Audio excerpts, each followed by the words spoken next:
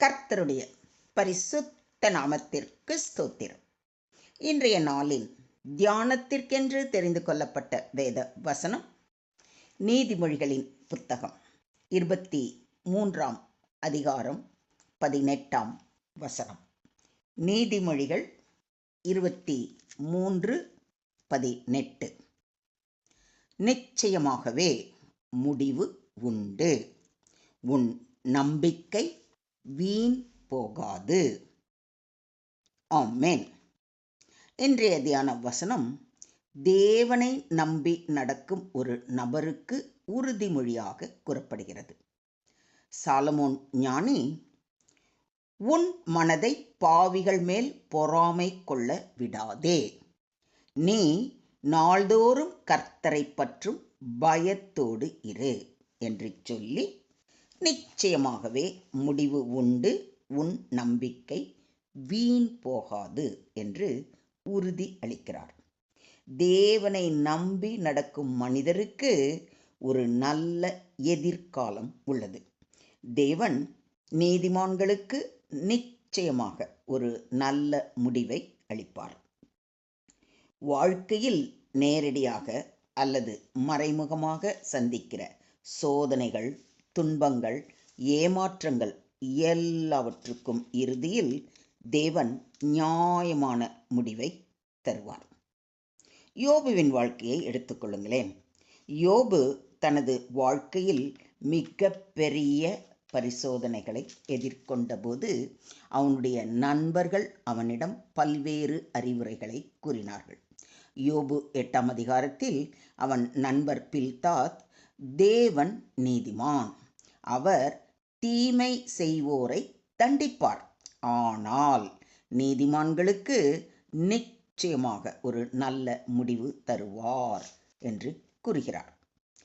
உம்முடைய துவக்கம் அற்பமாய் இருந்தாலும் உம்முடைய முடிவு சம்பூர்ணமாய் இருக்கும் என்று கூறுவதை யோபு 8:7 வாசிக்கிறோம்.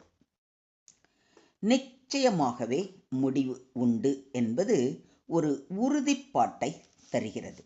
தேவன் நீதி உள்ளவர், ஆகவே அவர் தம்மை விசுவாசிக்கிறவர்களை ஏமாற்ற மாட்டார். எந்த பிரச்சனையும் துக்கமும் நிரந்தரமானது அல்ல. இறுதியில் தேவன் நீதியை காண்பிப்பார். உன் நம்பிக்கை வீண் போகாது.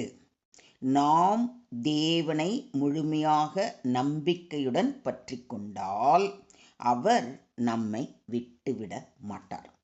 தேவன் நேர்மையானவர்களுக்காக நிச்சயமாக ஒரு நல்ல முடிவை ஏற்படுத்துவார்.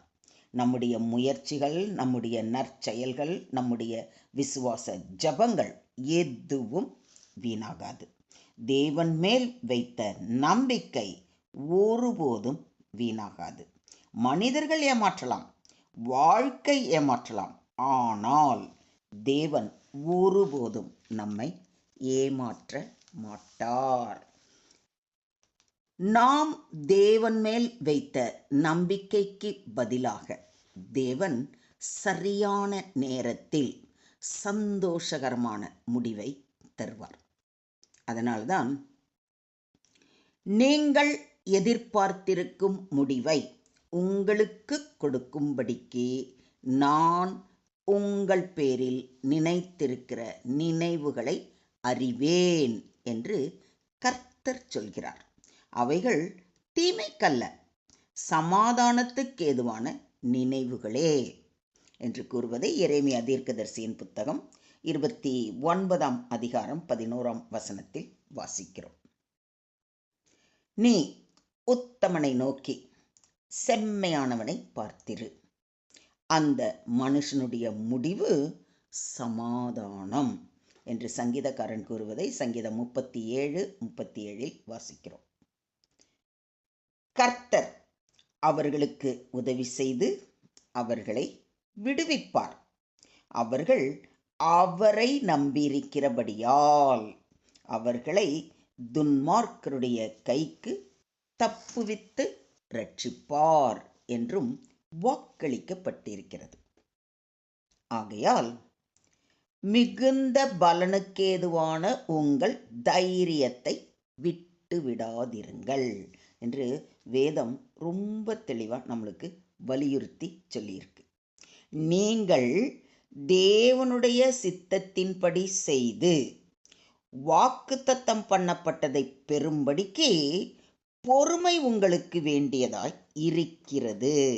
எவ்வளோ தெளிவாக எபிரேயருக்கு எழுதின நிருபத்தில் சொல்லப்பட்டிருக்கு. கவனிச்சு பாருங்க. அதாவது சில நேரங்களில் நமக்கு போராட்டம் வரும், பிரச்சனைகள் வரும். நம்ம என்ன பண்ணிடுறோம் தெரியுமா? அப்படியே சோர்ந்து போய் உட்காந்துடுறோம்.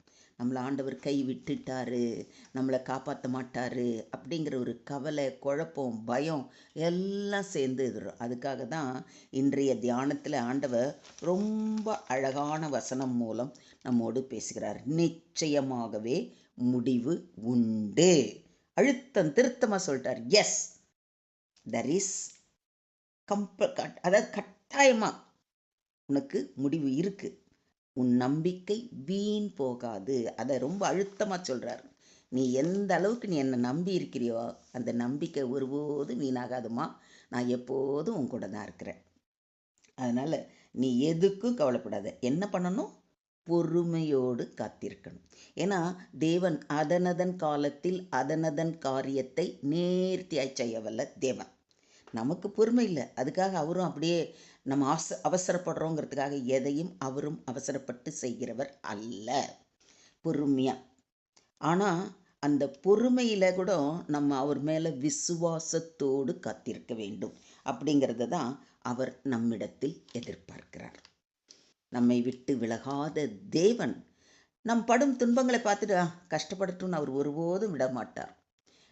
அந்த கஷ்டத்தை நமக்கு அனுமதிக்கிறார் அப்படின்னாலே அந்த கஷ்டத்திலிருந்து நாம் மீண்டு அந்த கஷ்டத்தின் மூலம் நாம் பல பாடங்களை கற்றுக்கொண்டு, அதாவது புடமிடுதல்னு சொல்லுவாங்க இல்லையா, அதுபோல நம்ம மிளிர வேண்டும் என்பதற்காகவே அந்த நேரத்தில் அந்த பாடுகளை அந்த கஷ்டங்களை நமக்கு அனுமதிக்கிறார். மொத்தத்தில் இன்றைய தியான வசனம் நமக்கு போதிக்கும் பாடம், கடினமான காலங்களிலும் தேவன் நமக்காக ஒரு நல்ல முடிவை ஏற்படுத்துவார். நம்முடைய நம்பிக்கை வீணாகாது. தேவன் நேர்மையானவர்களை கைவிட மாட்டார். நாம் துன்பங்களில் இருந்தாலும் அதற்கு பிறகு சிறப்பான நிலை காணப்படும். யோபு தன் சிநேகிதருக்காக வேண்டுதல் செய்தபோது கர்த்தர் அவன் சிறை இருப்பை மாற்றினார். யோபுக்கு முன் இருந்த எல்லாவற்றை பார்க்கிலும் இரண்டத்தனையாக கர்த்தர் அவனுக்கு தந்தருளினார் என்று சொல்லப்பட்டிருப்பதிலிருந்து நாமும் பரிபூர்ண விசுவாசத்துடன் தேவன் பாதம் அமர்ந்து நமக்காகவும் நம்மை சுற்றி இருக்கிறவர்களுக்காகவும் பாரப்பட்டு ஜெபிக்கும் பொழுது நிச்சயமாகவே தேவன் நல்ல முடிவை கட்டளை இடுவார். நம்முடைய நம்பிக்கை ஒருபோதும் வீணாகாது. அன்றியும் அவருடைய தீர்மானத்தின்படி அழைக்கப்பட்டவர்களாய் தேவனிடத்தில் அன்பு கூறுகிறவர்களுக்கு சகலமும் நன்மைக்கேதுவாக நடக்கிறதென்று அறிந்திருக்கிறோம். அவர்கள் அவரை நோக்கி பார்த்து பிரகாசமடைந்தார்கள். அவர்கள் முகங்கள் வெட்கப்படவில்லை என்று சங்கீதம் 34:5 வாசிக்கிறோம். நாம் தேவனால் தெரிந்து கொள்ளப்பட்டவர்கள்.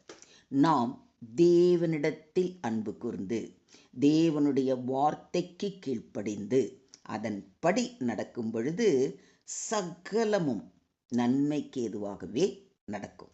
நம்முடைய நம்பிக்கை ஒருபோதும் வீணாகாது. நாம் வெட்கப்பட்டு போக மாட்டோம். இதை விசுவாசிக்கிறீங்களா? அப்படின்னா இந்த உறுதியோடும் விசுவாசத்தோடும் அனுதினமும் தேவ சமூகம் அமர்ந்து அவரது வார்த்தைகளை வாசித்து தியானித்து அதன்படி நடப்போம். யோபுவின் முன்னிலைமையை பார்க்கிலும் இரட்டிப்பான நன்மையை தந்த தேவன் நமக்கும் இரட்டிப்பான நன்மையை தருவார். நிச்சயமாகவே முடிவு உண்டு. நம் நம்பிக்கை வீண் போகாது. நாம் எந்த சோதனையில் இருந்தாலும் தேவன் நமக்காக ஒரு நன்மையான முடிவை கொண்டிருக்கிறார். தேவன் மேல் நம்பிக்கை வைத்தவர்கள் ஏமாற்றப்பட மாட்டார்கள். அவர் மீது நம்பிக்கையுடன் இருப்போமாக. அவர் நிச்சயமாக நம்மை வழி நடத்தி நல்ல முடிவை தருவார். தேவனுக்கே மகிமை உண்டாவதாக. ஆமேன், ஆமேன், ஆமேன்.